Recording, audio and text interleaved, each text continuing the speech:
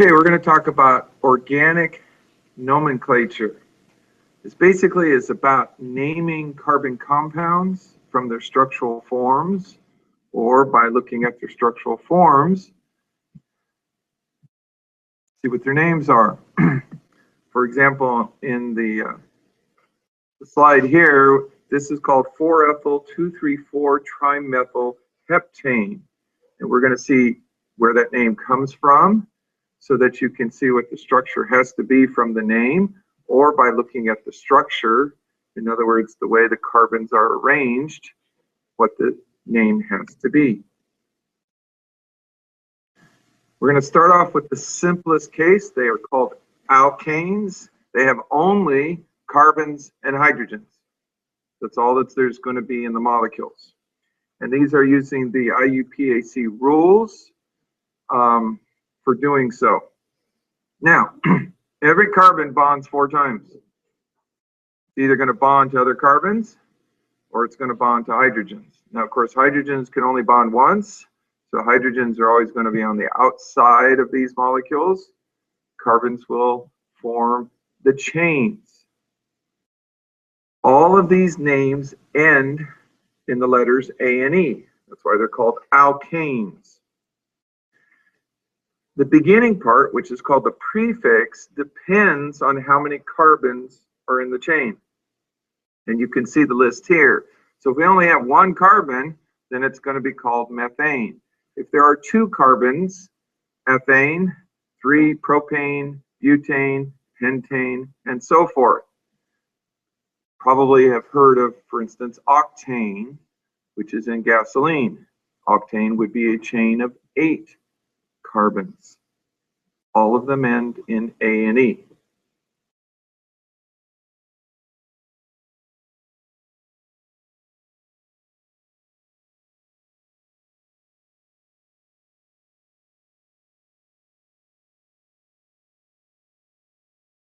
And actually, once you get to 5, the prefixes aren't too bad, because pentagon, hexagon, heptagon, and so forth. It's just the beginning ones that are a little bit different. Meth and eth and propane and so forth. And of course, most of these small ones are gases, methane and propane, butane. They can go way past 10. It's just that those are the most common ones that we start off learning the names from.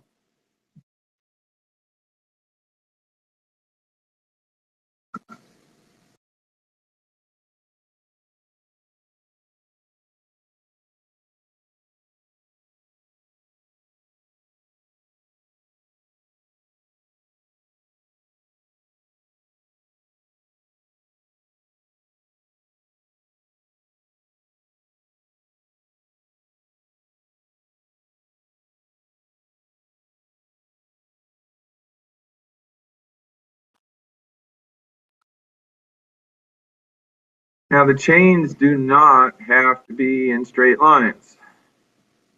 Here I have 2 pictures of butane, one in which it is essentially in a straight line between carbons, and one in which it's not. Okay, they don't have to be in straight lines. All that's considered for the chain is that you can basically draw a continuous line from one carbon to the next. Also notice that there are different ways of displaying the structures.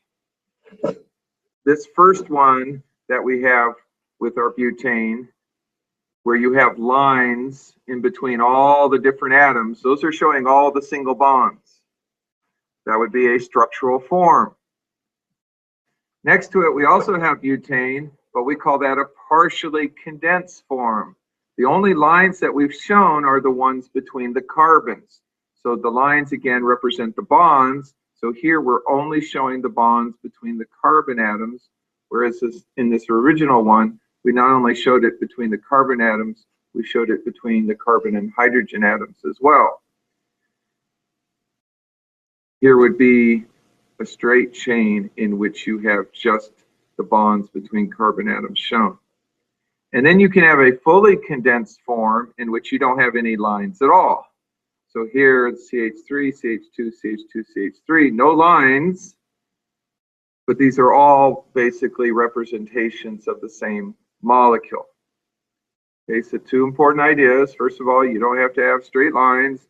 And secondly, the structural form can have lines in them to show your bonds, or depending on basically how much room you want to have in your picture, you can leave them out. So here, I am not including the bonds between one carbon and its three hydrogens. That would be these three hydrogens over here. We're just writing it as CH3, and I'm just showing the bonds between the carbons. And then here, fully condensed, again, principally to save room, I don't have any lines at all.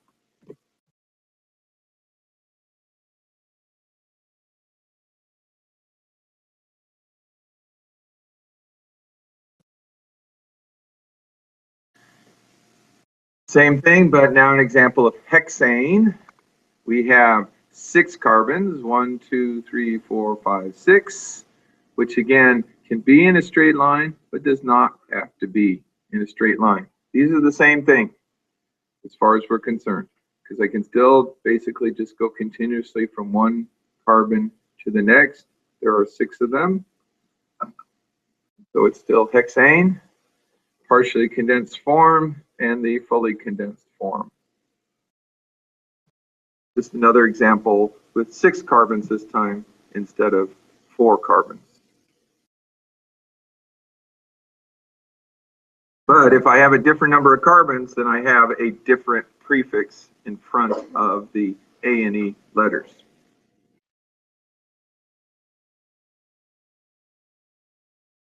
Now, it's important to note, okay, these are two-dimensional representations of three-dimensional molecules.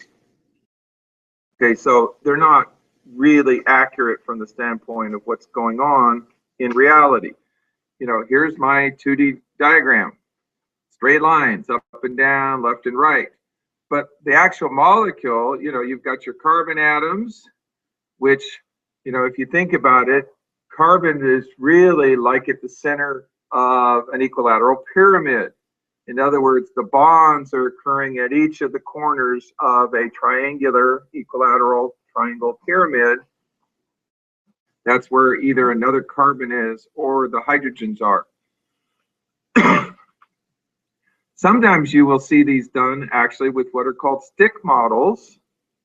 And notice I'm not showing any of the carbons or hydrogens here. It's just assumed that everywhere that the lines bend, right there would be a carbon atom, another carbon, another carbon. And then, of course, however many hydrogens that carbon is connected to would always get us back to 4 bonds, basically.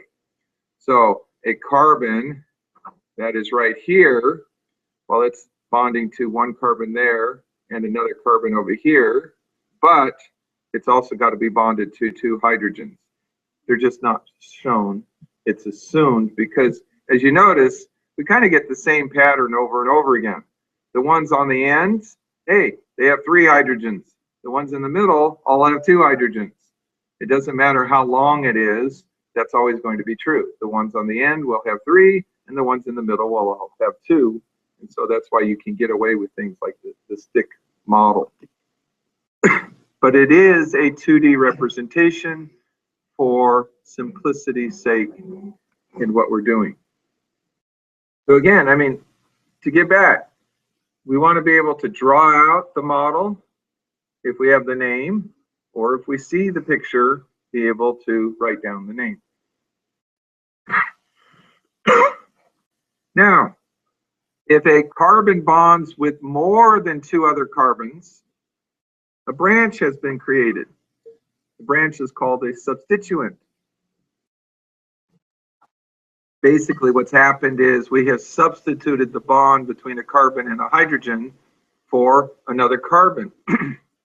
The branches have the same prefix names as we saw before in the main chain names. However, the branches have a different ending. The ending is YL.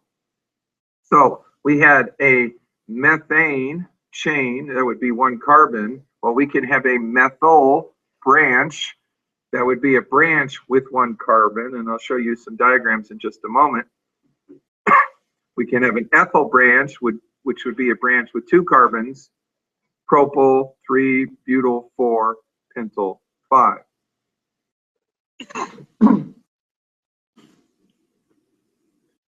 Now, obviously, to have a branch with 5 carbons means the actual chain is probably much, much larger than that. But this is just to show you that the prefix of the branches follows the same pattern as the prefixes of the main chain. It's just the ending that's different. So YL goes with a branch, ANE goes with the main chain. And just like a tree, the main trunk could have many branches. The main chain could have several branches.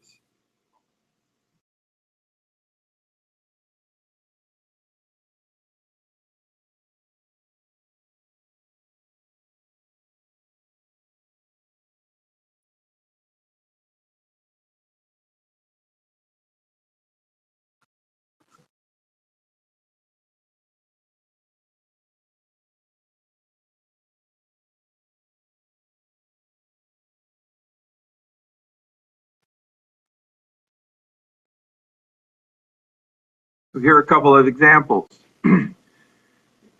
Now, if we actually look at our main chains in both cases, okay, for instance, starting here, 1, 2, 3, 4, 5, 6, 6 carbons, that makes it a hexane.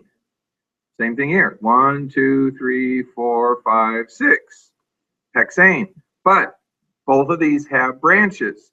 In other words, there's a spot where this carbon is actually connected to 3 other carbons. 1, 2, and then one up here. So I have a branch right up here. That branch has 1 carbon in it.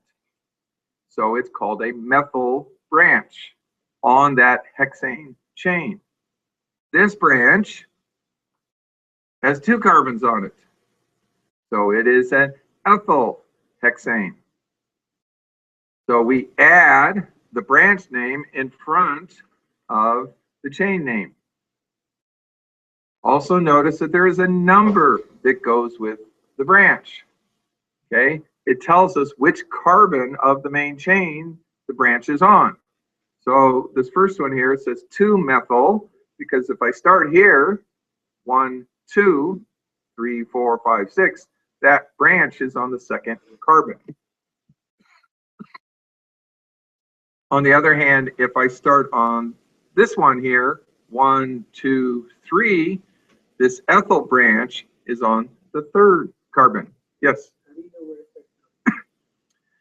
The number is fixed by starting at whichever end makes the number smaller. In other words, we don't want rotating the molecule to change its name. So for instance, on this one here, if I started on this side, it'd be 1, 2, 3, 4. But starting on this side, it's 1, 2, 3. Now, if I take that whole molecule and just rotate it 180 degrees, so instead of going down and over, it went over and then up, it'd be the same molecule. I don't want it to have a different name just because I've turned it around. And so automatically we can start on the left or we can start on the right. We pick whichever side makes the number smaller. So instead of going 1, 2, 3, 4, 5 methyl hexane, we go 1, 2.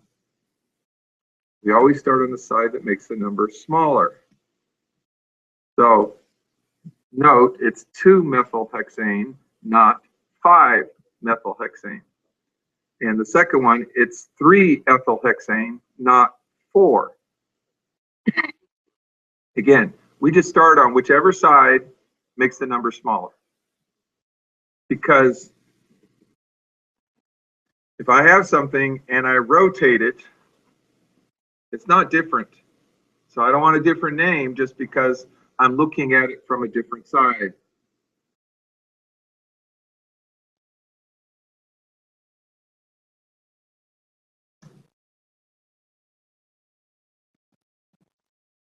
So the full name of chains with branches goes number with branch names and then chain names. And of course, I can have multiple branches. So for instance, notice in this one, I have 3-ethyl 2-methyl hexane. Okay, here is my single carbon methyl branch, and here is my double carbon ethyl branch on this 1, 2, 3, 4, 5, 6 hexane main chain. Now, to avoid some complexities, we are not going to have branches on branches.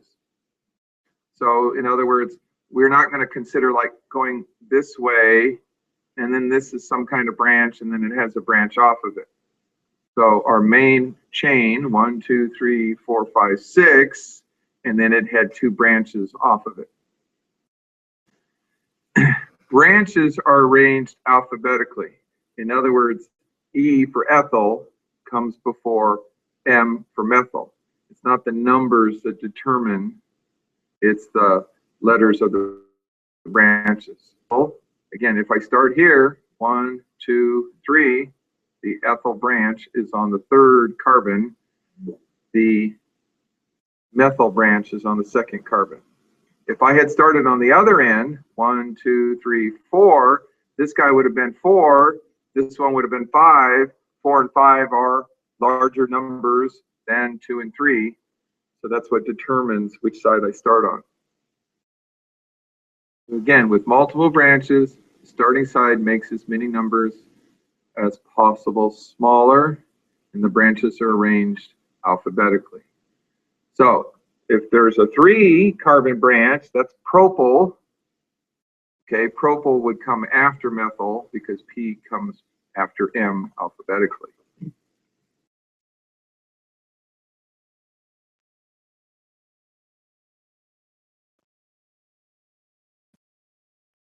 Now, if we have multiple branches that are the same length, we have another prefix that goes in front of the branch name. And basically the way it works is we have di for 2 of them, tri for 3, tetra for 4. We can have penta and so forth if we have more than that.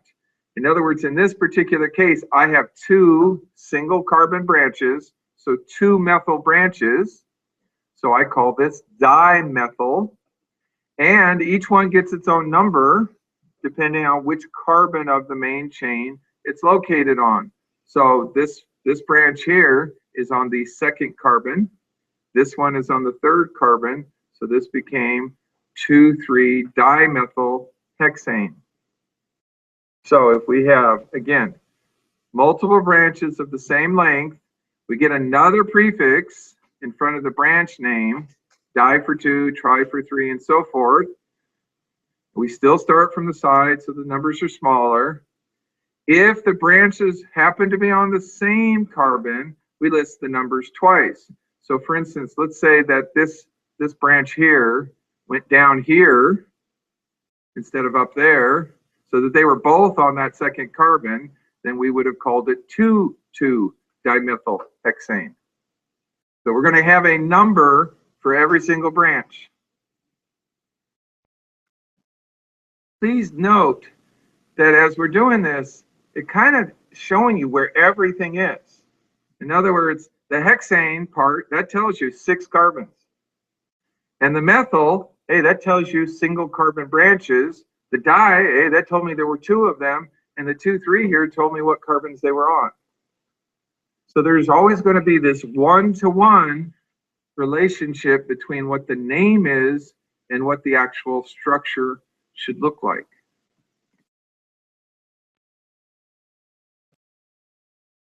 So let's look at a couple of examples here. Let's start off with A. What would be its chain name? How many carbons in a row could I get continuously? Don't have to be in straight lines.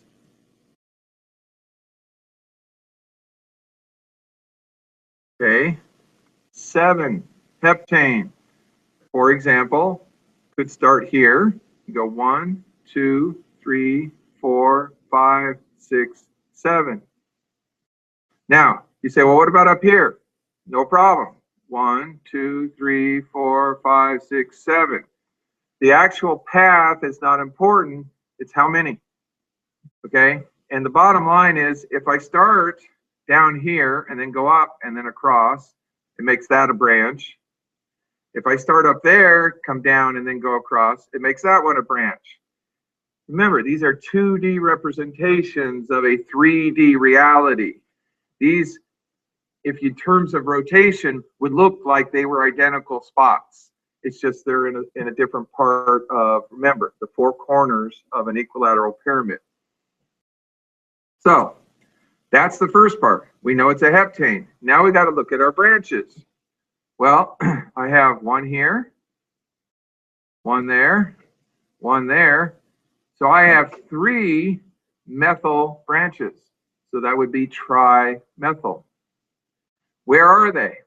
Well, if I'm starting here, if this is my chain, 1, 2, 3, 4, 5, 6, 7, then one of the branches is on 2, another is on 3, and another is on 4. So it'd be 2, 3, 4 trimethyl heptane. Oh, I got another branch right here, but it's got 2 of them on it. That one's also on carbon 4. So my full name would be 4-ethyl 2,3,4 trimethyl. So again, let's see where the branches are. If this is my main chain, so follow here, cross, down, then that's a branch, that's a branch, that's a branch. 3 of them, that's why it's trimethyl. They're on 2, 3, 4. And then the ethyl is also on 4. Now, what if I'd started on this end? Notice what the numbers would be. 1, 2, 3, 4, 5, 6. Numbers would be higher if I had started on the left in that case. All right, B. How many carbons? 7 again. 1, 2, 3, 4, 5, 6, 7. Or 1, 2, 3, 4, 5, 6, 7. Could be that way too. That would still be 7. 1, 2, 3, 4, 5, 6, 7. Again, this branch and that potential branch have the same positionings. They're just in different directions. This one's name is 3,4-diethyl heptane. If I started here, 1, 2, 3, 4, 5.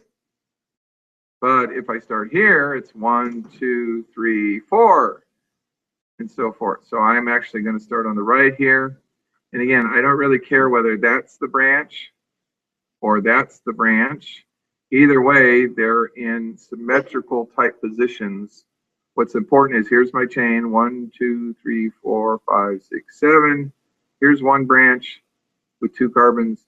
Here's another branch with 2 carbons, and therefore diethyl, 3,4-diethyl. Now, this one is slightly condensed just for space purposes.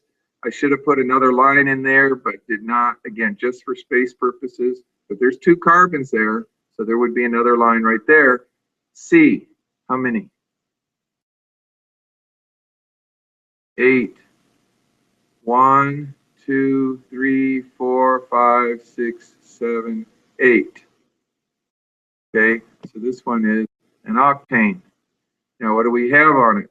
Well, if I say starting here, going this way and then down, that's 1, 2, 3, 4 methyl branches. So 4 goes with tetra. So this would be a tetramethyl. And then I have 1 ethyl branch again right here.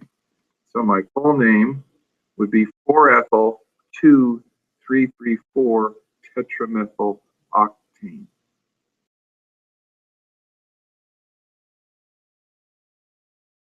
This is what you're going to have to be able to do for this unit, is what is that name based on how long is the chain, how many branches there are, how long are the branches, numbering where they are, and really sometimes the hardest part is, oh yeah, I got to start on whichever side makes the numbers smaller. Any questions?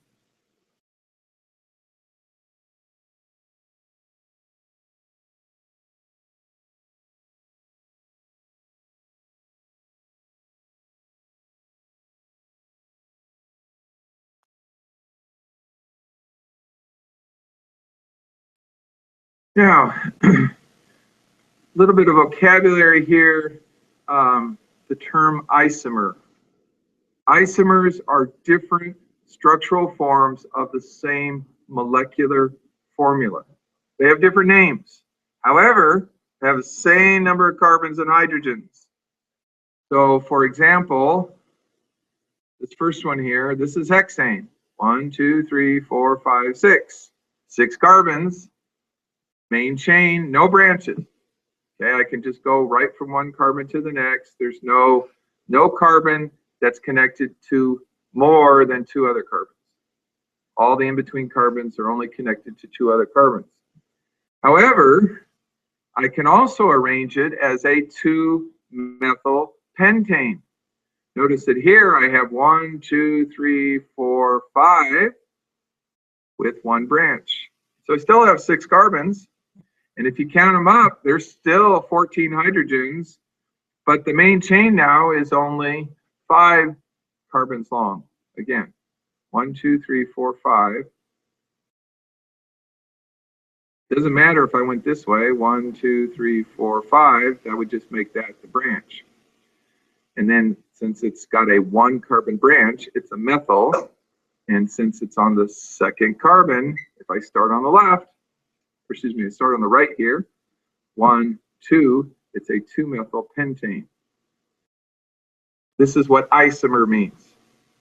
Different forms of the same number of carbons and hydrogens.